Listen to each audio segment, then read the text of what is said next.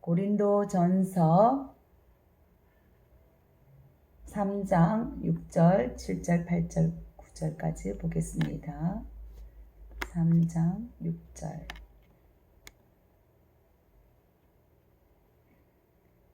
자, 천천히 같이 합독하시겠습니다. 나는 심었고 아볼로는 물을 주었으되 오직 하나님께서 자라나게 하셨나니, 그런즉 심는 이나 물 주는 이는 아무것도 아니로되 오직 자라나게 하시는 이는 하나님뿐이니라. 심는 이와 물 주는 이는 한 가지이나 각각 자기가 일한 대로 자기의 상을 받으리라. 우리는 하나님의 동역자들이요 너희는 하나님의 밭이요 하나님의 집이니라. 아멘. 네, 오늘 말씀은 하나님의 동역자라는 제목으로 말씀을 드리고 싶습니다. 얼마나 영광스러운지 모르겠어요. 어떤 높은 사람하고 동역을 한다 해도, 또 모든 사람한테 존경받거나 지위가 높은 사람하고 같이 안다고 해도 우리가 어깨가 좀 으쓱해지고, 또 누구 같은 학교 다녔어, 누가 선배야, 이렇게 하더라도 또 자랑하고 싶잖아요. 자랑하고 싶고. 그런데 이 어마어마한 우주 만물을 만드신 이 하나님의 동역자가 되었다는 거예요. 우리가 내가 하나님의 동역자다. 얼마나 영광스러운지 모릅니다. 그래서 오늘 하나님의 동역자인 우리가 정말 하나님하고 동역을 잘 하려면 어떻게 해야 되나, 그거를 살펴보려고 해요. 하나님께서는 창세기에 그 2장에서 우리를 사람을 만드시고 그 호흡을 주셨어요. 호흡을, 생기를 불어 넣어 주셨는데 하나님의 형상대로 만드셨다고 했고, 하나님의 그 생기를 부어 넣어 주셨다고 했는데, 형상이라는 것은 하나님의 그 품성, 하나님이 갖고 있는 여러 가지 이렇게 성질이라고나 할까요? 성격이라고나 할까요? 이런 품성들이 우리가 그대로 가졌다는 거예요. 우리가 감정이 있잖아요. 인격이 있잖아요. 또 지성도 있어요. 이성적인 듯한데 때로는 굉장히 감성적이에요. 그래서 그러한 그 감정의 기복이라든지 이런 것도 우리 하나님도 동일하게 갖고 계시다는 거예요. 예를 들면 질투의 하나님이, 인간만 질투하는 게 아니라 그 크신 하나님, 전지전능하신 하나님 역시 질투하신다는 거예요.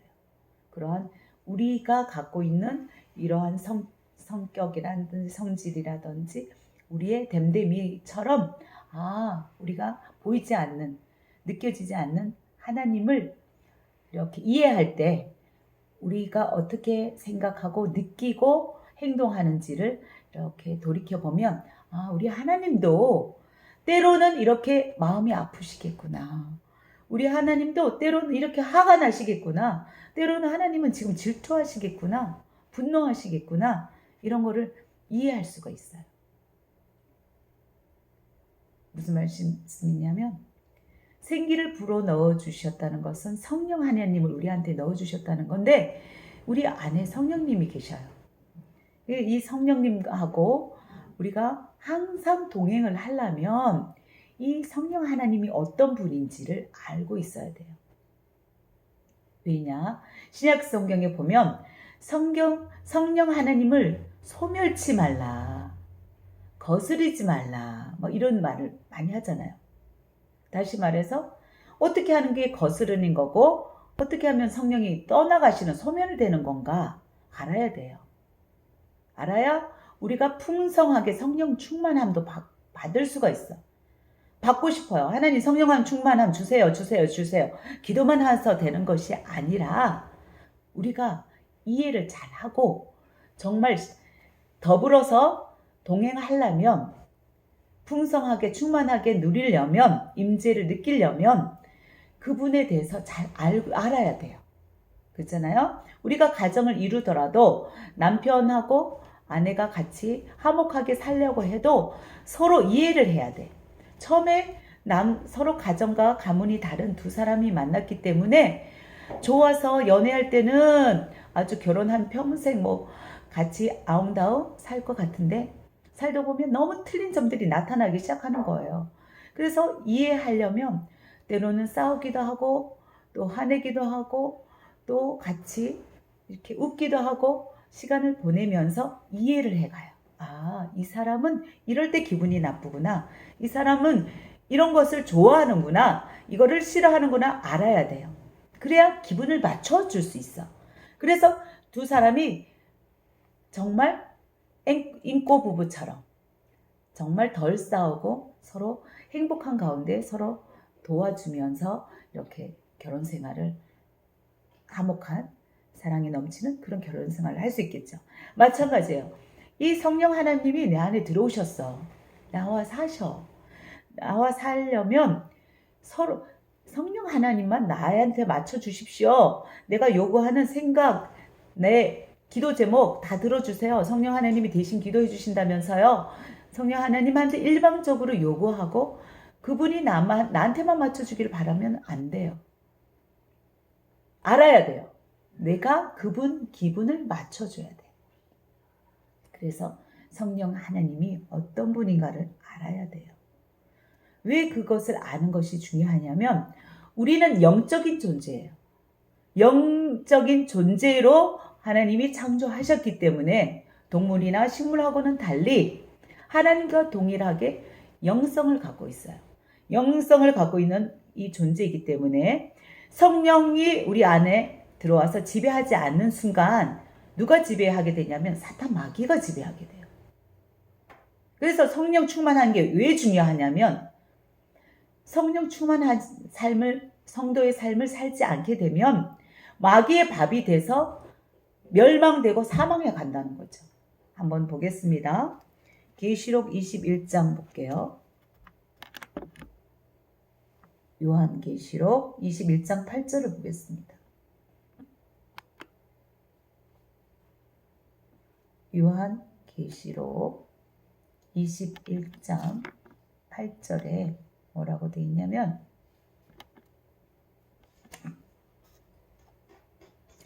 제가 천천히 읽어 드릴게요. 그러나 두려워하는 자들과 믿지 아니하는 자들과 흉악한 자들과 살인자들과 음행하는 자들과 점술가들과 우상숭배자들과 거짓말하는 모든 자들은 불과 유황으로 타는 못에 던져지리니 이것이 둘째 사망이라. 우리는 한 번 육신이 죽어요. 한 번 죽는데 육체가 무덤에 들어가는 것으로 끝나는 것이 아니라 영적인 존재이기 때문에 우리의 영혼이 지옥불에 들어가는 거 아니면 천국에 가는 거, 이 두 가지로 결정이 나는데 이 지옥불에 유황불에 영혼이 떨어져 이렇게 그 불못에 떨어져서 지옥불에 떨어져서 사는 그 삶을 둘째 사망이라고 표현을 했어요. 요한계시록에. 그리고 요한복음 8장 44절을 제가 그냥 읽어드릴게요. 너희는 너희 아비인 마귀에게서 났으니 너희 아비의 욕심대로 너희도 행하고자 하느니라 이랬어요. 무슨 말이냐면 너희가 이제 성령 충만하지 아니한 상태에서 너희 하는 그 여러 가지 행동이 너희 아버지인 마귀처럼 똑같이 행한다는 거예요. 다시 말해 너는 마귀 자식이다라는 거예요. 마귀 자식처럼 행한다고 했는데 그 마귀는 어떤 존재냐면 처음부터 살인하는 자요. 그 속에 진리가 없고 서지도 못하고 거짓말할 때마다 제 것이냐 말하고 그는 거짓말쟁이요. 거짓말의 아비가 되었습니다. 이랬는데 이 마귀의 속성이 거짓이고 살인이고 죽이는 게 결국은 영혼을 죽이는 게 목적이에요. 결국 영혼이 가는 이 지옥불에 떨어뜨리는 것도 물론일거니와 이 땅에서의 마귀의 자식 노릇하게 되면 이 삶이 그냥 사막 같은 지옥의 삶이 되는 거예요. 여기 땅에서도. 제가 이틀 전에 무당집 할머니를 만났다고 말씀을 드렸죠. 2시간 같이 대화를 하는데 그분을 이렇게 무당을 가까이 이렇게 대화를 하고 친구처럼 이렇게 편하게 차를 마시고 이렇게 하는 적은 저도 처음이지만, 무당을 하셨다가 다시 돌아오셔서 이렇게 간증하시는 분들의 얘기는 굉장히 많이 제가 들었어요. 그 무당들의 경험들을 많이 들었어요. 그리고 제가 아프리카 선교를 하는 동안 수많은 귀신들이 쫓겨나가는 것을 눈으로 굉장히 많이 확인을 했어요. 물론 저희 아버지도 43년 목회를 하셨으니까 물론 교회 또는 정신병자나 약간 정신이 이상한 미친 그런 귀신 들린 사람들이 많이 있었기 때문에 직접이나 간접이나 이렇게 귀신 들린 분들을 쫓아주는 목사님들을 많이 뵙기도 하고 그러한 현장에도 저도 많이 있어 봤는데요. 그 귀신의 종로를 타는 사람과 성령 충만한 사람의 경험이 굉장히 비슷한 점이 많아요. 그들이 경험하는 영의 세계와 성령을 충만한 사람들이 경험하게 되는 영의 세계가 유사해요. 경험들이 굉장히 비슷해요. 그러나 확실하게 다른 게 결과가 달라요. 그 무당 노릇을 하거나 미친 사람, 이제 마귀의 자식 노릇을 하게 되는 사람의 결국은 이 땅에서도 비참하게 하지만 결국은 죽음이에요. 그들은 살인자이기 때문에 그 귀신이 들린 그 사람의 육체를 죽이려고 해요.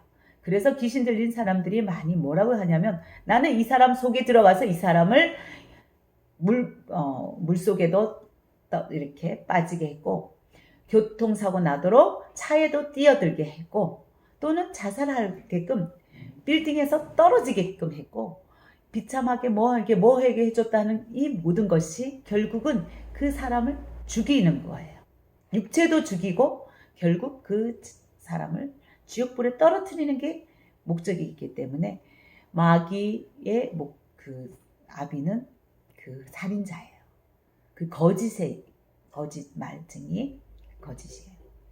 근데 너희가 그 순간 그 마귀의 자식 노릇을 할 때가 있는데, 그것도 다음 기회가 되면 성경 말씀을 찾아서 하나하나 이렇게 알려드리겠습니다만은, 예를 들면 언제 우리가 마귀의 종노릇을 하게 되냐면, 화를 낼 때, 분노할 때 마귀가 틈을 타서 공격하느니라 하고 말씀하세요. 그리고 또 언제 그러냐면 거짓말할 때예요. 속일 때예요.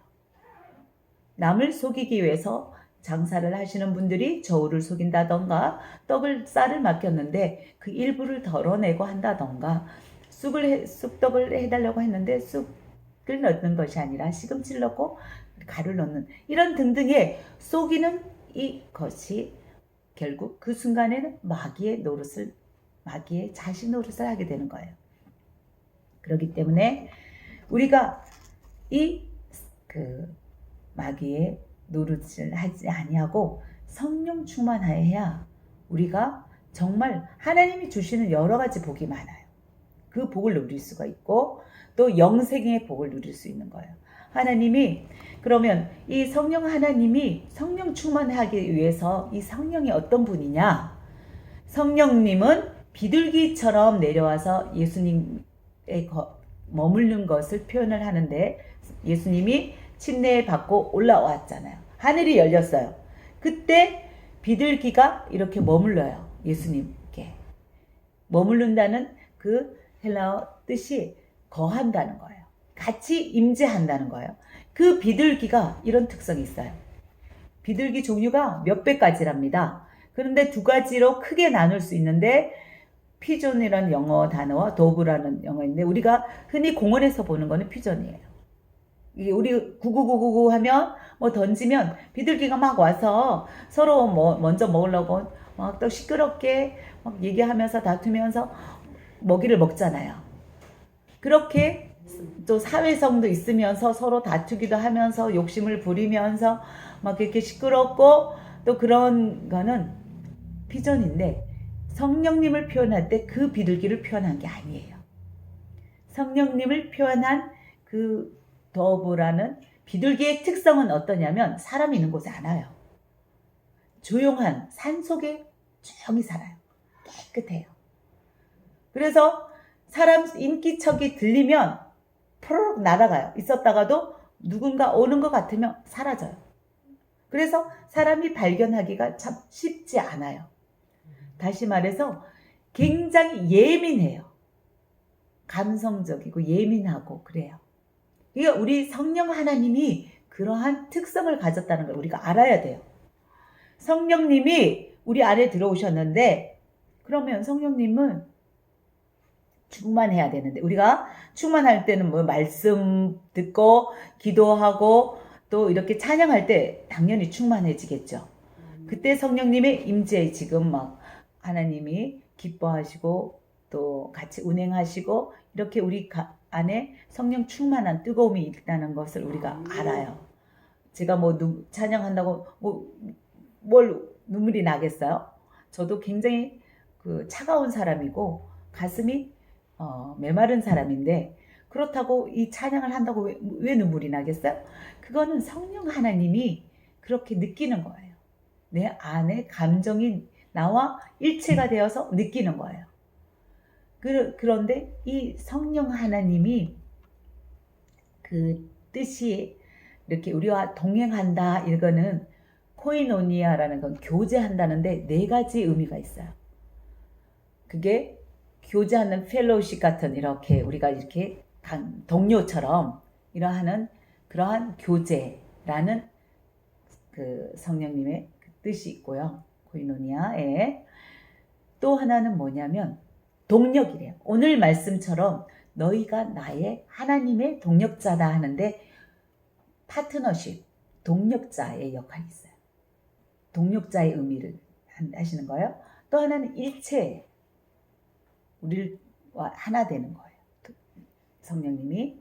그리고 또 하나는 전수 어떤 것을 운송하는 그 의미가 있는데 교제하는 거는 우리가 이렇게 시간을 많이 가지면 교제하다 보면 물론 마음에 맞은 사람하고 친하게 교제도 하지만 또 교제하다 보면 때로는 아무리 마음이 맞는 사람도 다툴 때도 있어요. 엄마랑 딸이 너무 친하다 보니까 이물이 없다 보니까 툭툭 내뱉는 말 때문에 상처도 받고 이렇게 하는 것처럼 또 교제하는 관계가 있어요.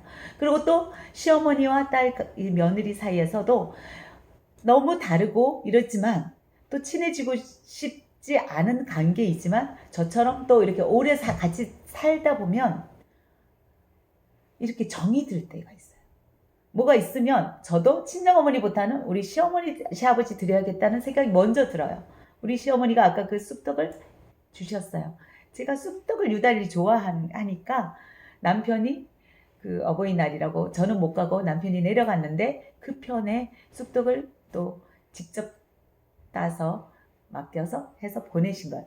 그건 뭐냐면 우리는 마음이 안 맞는 사람하고도 또 오래 지내다 보면 정이 들어요. 마음이 맞는 사람하고 오래 지내도 싸우게 되고 마음에 안 맞는 사람하고 시간을 같이 하면 정이 들어요. 저 김경애 성도님 아까 그 인덕션 과정을 가신 분은 날마다 아침 점심 때는 저녁까지 같이 새벽기도 저녁기도 또 같이 있으니까 정이 들어요. 그래서 때로는 마음이 아파요.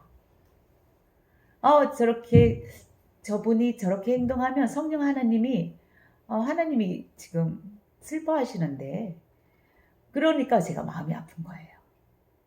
정이 드는 거예요. 제가 그분하고 사회에서는 친구가 될 수가 없잖아요. 그죠?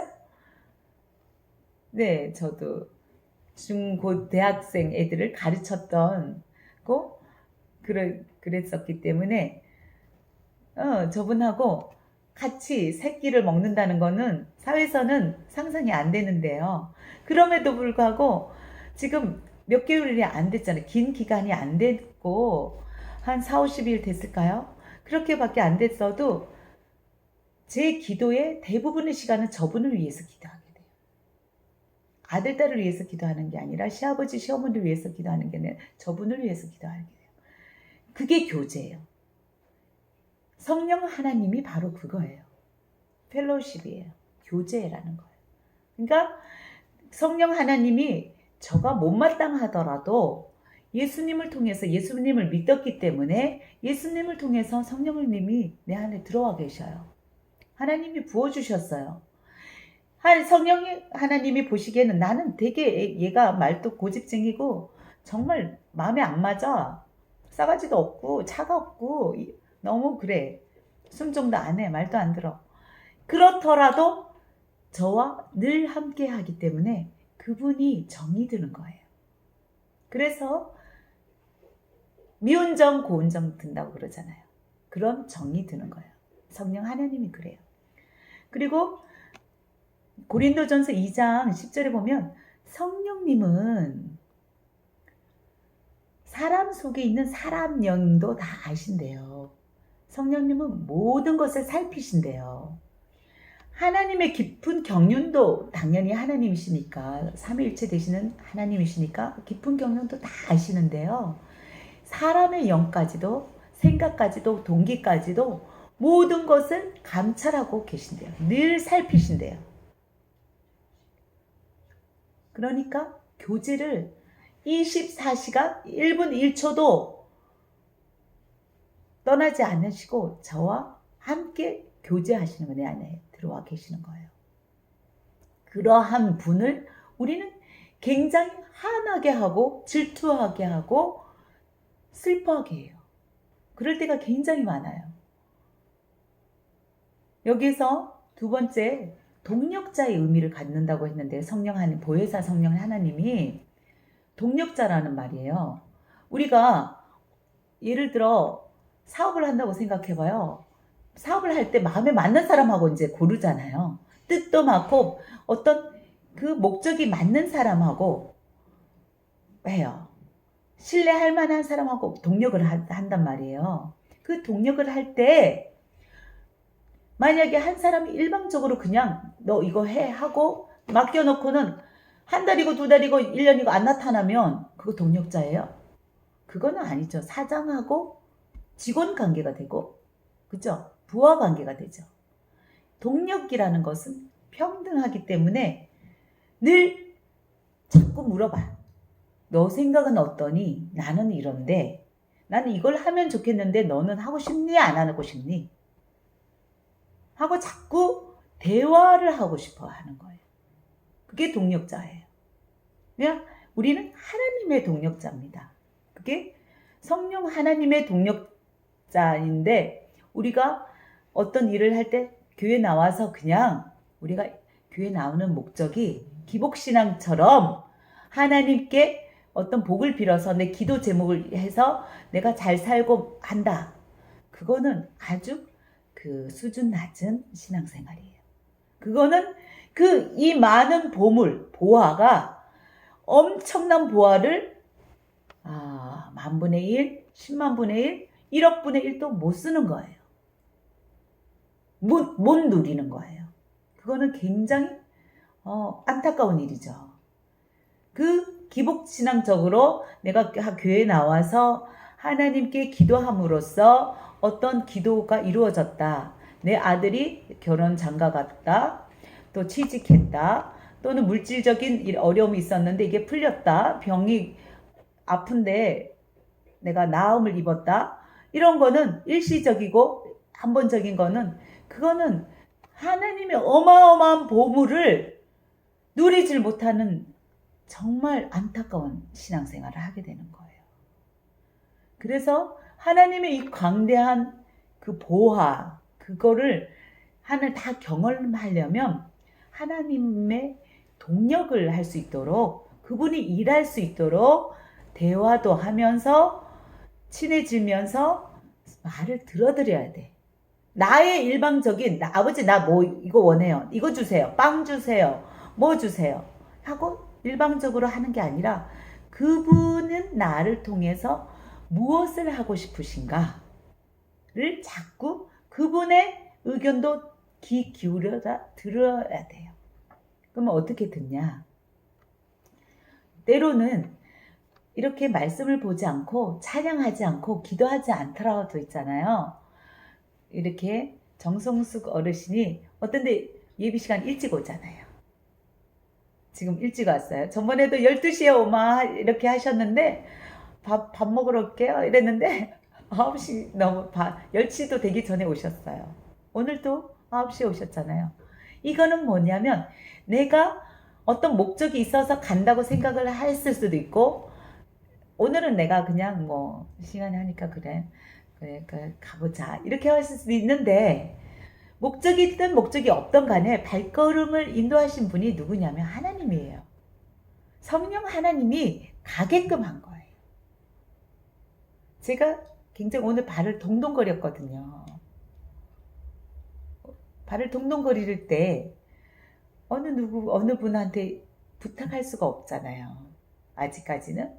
그런 상황일 때 딱 교회로 달려오고 있는데 딱 보이니까 제가 얼마나 반갑고 기쁘고 한지 몰라요. 그래서 제가 막 반갑게 맞았어요.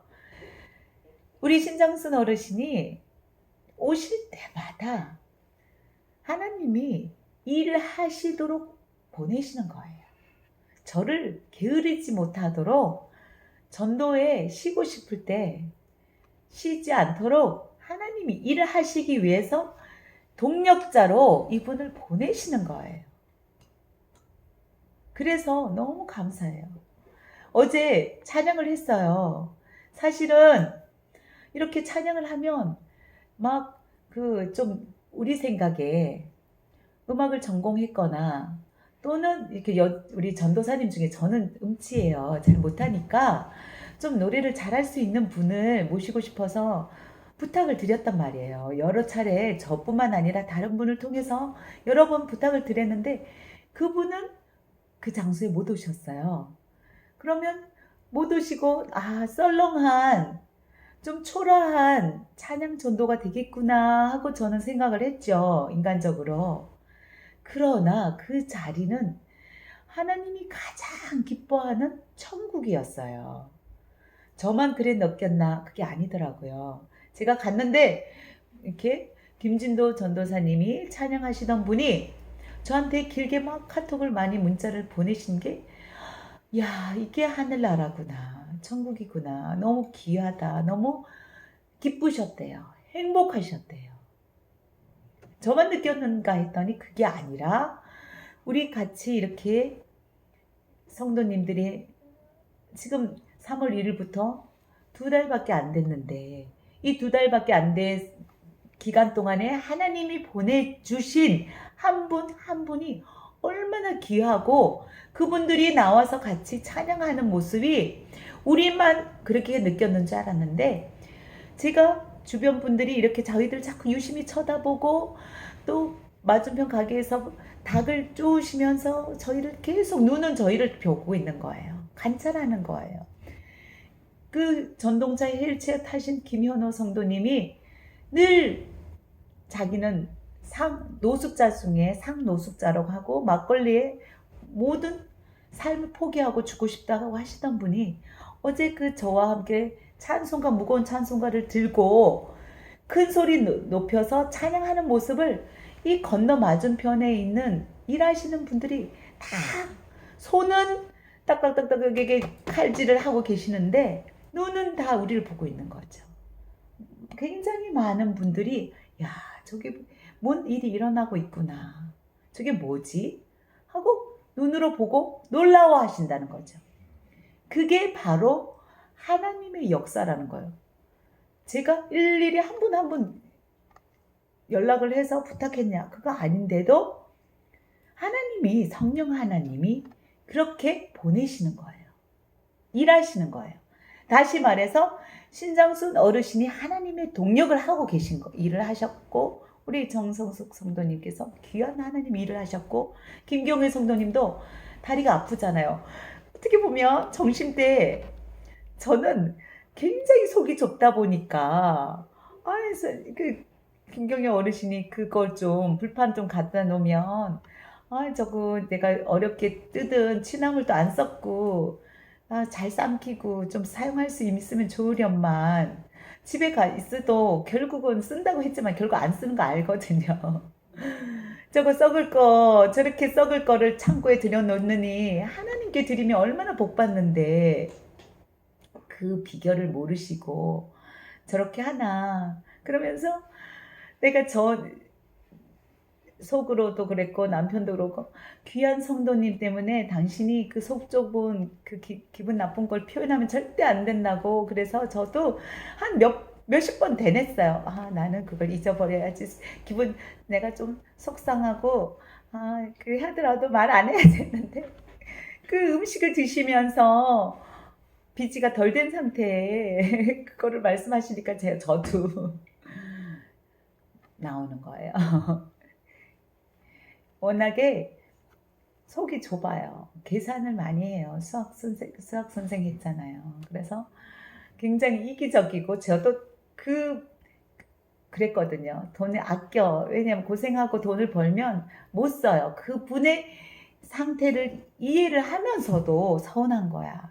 또 한편으로는 저분이 복을 받았으면 좋겠는데, 복을 받게 하고 싶은데 그거를 정말 순종을 안 하시잖아요. 욕심이 생기시니까.